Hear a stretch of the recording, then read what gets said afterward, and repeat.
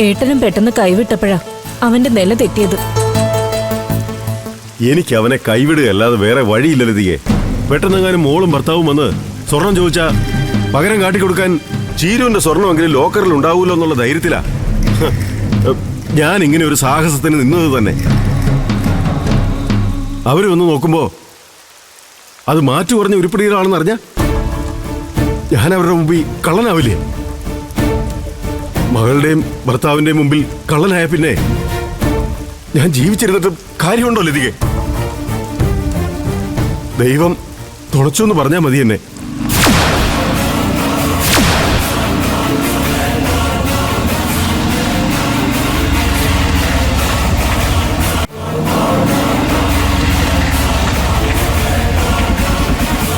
വിനേട്ട വന്നു തോന്നുന്നു. ആ മോളെ, നീ ഇവിടെ നിന്നാ മതി, അവനോട് ഞാൻ സംസാരിക്കാം.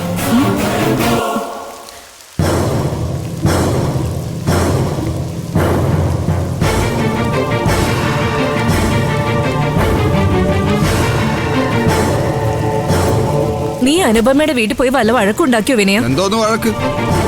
അവര് തന്ന സാധനം തിരിച്ചേൽപ്പിച്ച് 4 വർത്താനം പറഞ്ഞ അതൊക്കെ ഒരു വഴക്കാണോ?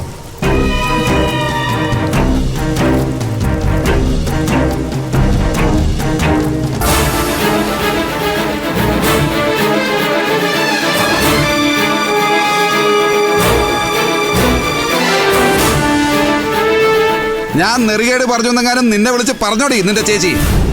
എന്നെ ചേച്ചി വിളിച്ചിട്ടൊന്നുമില്ല. വിനേട്ടൻ എന്തിനാ ഇങ്ങനെയൊക്കെ സംസാരിക്കുന്നേ?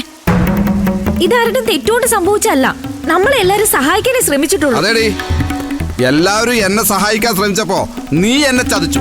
ഞാനോ? ഞാൻ എന്ത് ചെയ്തു വിനേട്ടാ? നീ ഒന്നും ചെയ്തില്ല. നീ അറിഞ്ഞ കാര്യം മാവനോട് പറയരുതെന്ന് പറഞ്ഞാലടി ഞാൻ. ഞാൻ മാമനോടൊന്നും പറഞ്ഞിട്ടില്ല. പിന്നെ എങ്ങനെയാണ് മാമന് കാര്യം അറിയുന്നത്?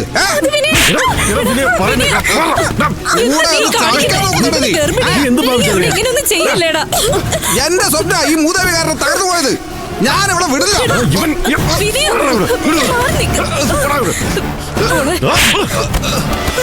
ഇനി നീ ഈ കൊച്ചിനെ തൊട്ടാ നിന്റെ കൈ ഞാൻ വിട്ടും. നീ എന്താണ് അവളെ തല്ലിയേ?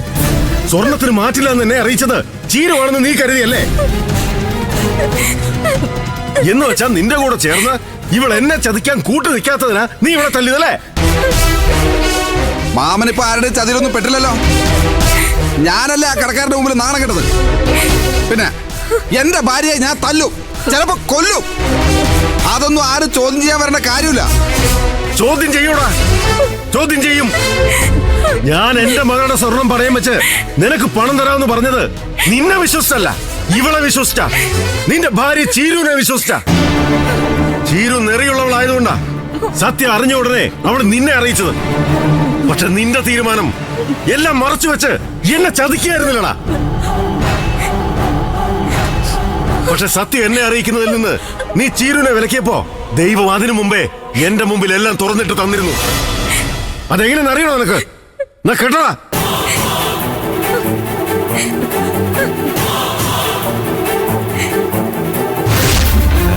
ഞാൻ അത്യാവശ്യമായിട്ട് ബാങ്ക് വരെ ഒന്ന് പോവായിരുന്നു. അപ്പോഴാ നമ്മുടെ ഒരു ബന്ധു ഇവിടുന്ന് പോകുന്നത് കണ്ടത്. ഞാൻ അവരെ വിളിക്കാൻ തുടങ്ങിയപ്പോഴേക്കും അവരൊരു ഓട്ടോയിൽ കയറി അങ്ങ് പോയി. ഇപ്പൊ ഇവിടുന്ന് പോയവരാണോ? അതെ. അവരെന്താ ആഭരണം വല്ലതും വാങ്ങാൻ വന്നാണോ? അല്ല, അവരൊരു മാല വിളക്കാൻ കൊണ്ടുവന്നതാ. കയ്യിലുണ്ടായിരുന്ന പഴയ ആഭരണം പുരുക്കി പുതിയതാക്കാൻ പറ്റുമോ നോക്കാൻ വന്നതാണ്. പണ്ടത്തെ മാറ്റു കുറഞ്ഞ ആഭരണങ്ങളാണെന്നേ. തറവാട്ടിൽ നിന്ന് കിട്ടിയാണെന്നാ പറഞ്ഞേ.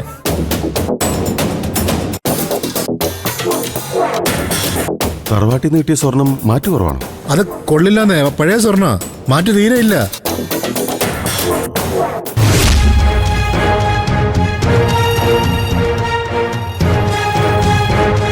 നിനക്ക് വേണ്ടി പണമെടുക്കാൻ ബാങ്കിലേക്ക് പോകുമായിരുന്നു ഞാൻ.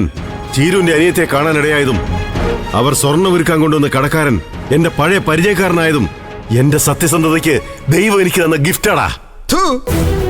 നിങ്ങളുടെ ഒരു സത്യസന്ധത. ഒരാൾക്കൊരു വാക്ക് കൊടുത്താൽ ആദ്യം പാലിക്കാൻ പഠിക്കണം മാമ. ഒന്നുമില്ലെങ്കിൽ ഞാൻ നിങ്ങളുടെ സഹോദരിയുടെ മകനല്ലേ? ഞാൻ നിങ്ങളെ മുക്കുവാണ്ടം തന്ന് മനഃപൂർവ്വം പറ്റിച്ചൊന്നുമല്ലല്ലോ. ഇവളുടെ കുടുംബത്തിന്റെ ഗുണവധികാരം കൊണ്ട് സംഭവിച്ചല്ലേ? വെറും ഒരു 6 മാസം ഒരു 6 മാസം ആ പണം തന്നെ എന്നെ സഹായിച്ചിരുന്നെങ്കിൽ ഞാൻ എങ്ങനെയെങ്കിലും നിങ്ങളുടെ സ്വർണ്ണം എടുത്ത് തരുമായിരുന്നല്ലോ. അത് നിങ്ങൾ ചെയ്തോ? എന്നിട്ട് ഞാൻ എന്റെ ഭാര്യയെ തല്ലി എന്നെ ചോദ്യം ചെയ്യാൻ വന്നിരിക്കുന്നു. ഞാൻ ഇനി ഇവളെ തല്ലും. കാണോ നിങ്ങൾക്ക്? തൊട്ടുപോലെ തന്നെ ഇനി എന്നെ വേദനിപ്പിച്ച കൊന്നേക്കണം. ഇനിയും തൊഴിക്കണോ നിങ്ങൾക്ക് എന്നെ? ആ തൊഴിക്കേ, ഈ വയറ്റത്ത് നോക്കി തൊഴിക്കേ. ഒറ്റ തൊഴിക്ക് തീർത്തേക്കണം ഈ വയറ്റ് കിടക്കുന്ന കുഞ്ഞിനെ എന്നെ. മോളെ ചീരു, നീ ഇങ്ങനെയൊന്നും പറയല്ലേ. ഇവരിനി നിന്നെ തൊടില്ല. എന്നെ കൊന്നിട്ട് ഇവരിനി നിന്നെ തൊടും. നീ ഇത്രയ്ക്ക് ദുഷ്ടനായി പോയല്ലോടാ. സ്വാർത്ഥന ലതിക നിന്റെ മോൻ. സ്വന്തം കാര്യം നേടാൻ ഇവൻ എന്തും ചെയ്യും. ഇപ്പോഴും ഇവന്റെ ഉള്ളിൽ ഒരു ക്രിമിനൽ ഒളിഞ്ഞിരിപ്പുണ്ട്. അതെ മാം, എന്റെ ഉള്ളിലെ ക്രിമിനലിനെ ഞാൻ ഉറക്കി കിടത്താൻ ശ്രമിക്കുമ്പോ നിങ്ങൾ എല്ലാവരും കൂടി അതിനെ കുത്തി അണർത്താൻ ശ്രമിച്ചാൽ ഞാൻ എന്ത് ചെയ്യും? ഉപദേശിക്കാനും കുറ്റപ്പെടുത്താനും മാത്രമായിട്ടൊരു മാമൻ. നിങ്ങൾ എന്നെ സഹായിച്ചിരുന്നെങ്കിൽ നിങ്ങൾ പറയുന്ന എന്തും ഞാൻ അനുസരിക്കുമായിരുന്നു. ഇനി ഇങ്ങനെ ഒരു മാമന്റെ ആവശ്യം ഇവിടെ ഇല്ല. പോയിക്കോണം, പോയിക്കോണം എത്രയും വേഗം ഇവിടുന്ന്.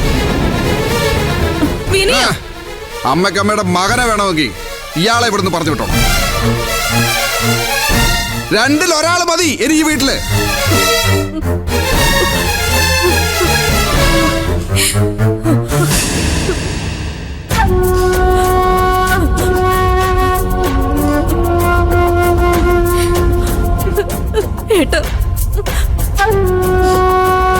ഇവനെയൊക്കെ സഹിച്ച് ഇവിടെ നിൽക്കുന്നതിലും ഭേദം സ്വന്തം കുടുംബത്തിൽ പോയി തനിച്ചു കഴിയുന്നതാ.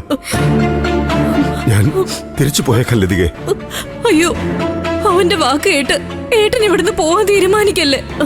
എനിക്ക് ചീരുമൊക്കും കുഞ്ഞുങ്ങൾക്കും ഏട്ടനെ ഇപ്പൊ ഒരാശ്വാസവും ധൈര്യവും.